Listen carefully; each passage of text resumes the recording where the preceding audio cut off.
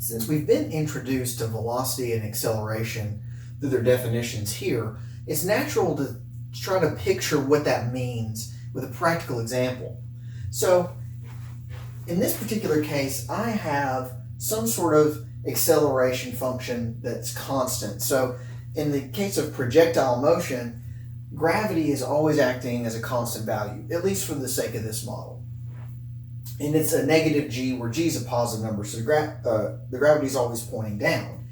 But if I throw a projectile with some initial velocity, if I throw it upward with initial velocity, and I throw it from some starting position, what I get is a diagram that looks a lot like this. I have some sort of starting position, I throw it upward, and it travels down.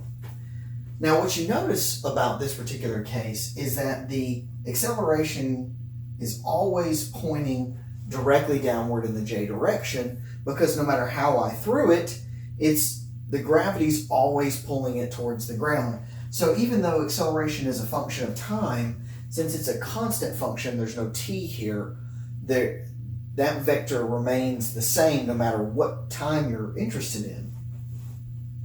And if you look at these blue vectors, and these blue vectors aren't drawn to scale in the sense of what you can expect from, like, the magnitude of this vector may not be correct, is what I mean.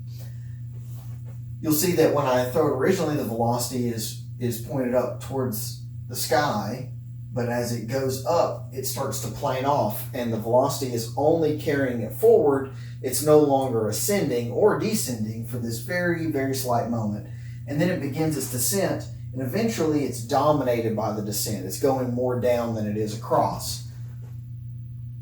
And these little purple lines are really just marks to the location, but the black line kind of covers that.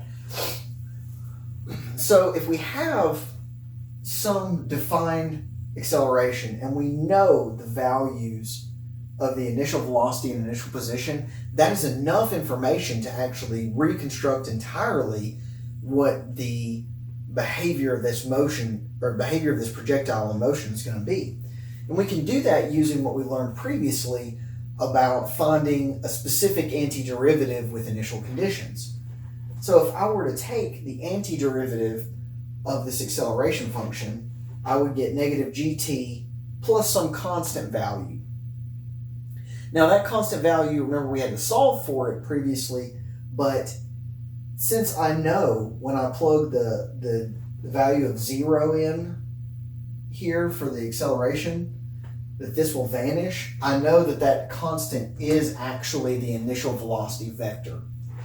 Similarly, when I integrate that velocity function, I get negative 1/2 gt squared plus that constant vector times time, or t, plus the initial position vector. And again, if I plugged in 0 for my initial time, that would vanish, that would vanish. So we know that constant vector is equal to this initial position. Now, I do want to make one point clear. I use a t sub 0 instead of actually time 0, but in practical cases, you'll usually use some sort of offsetting function so that you can guarantee that you start at time 0. It just tends to make your life a lot easier. But that's the idea behind velocity and acceleration, and we'll continue to do more in the coming pieces.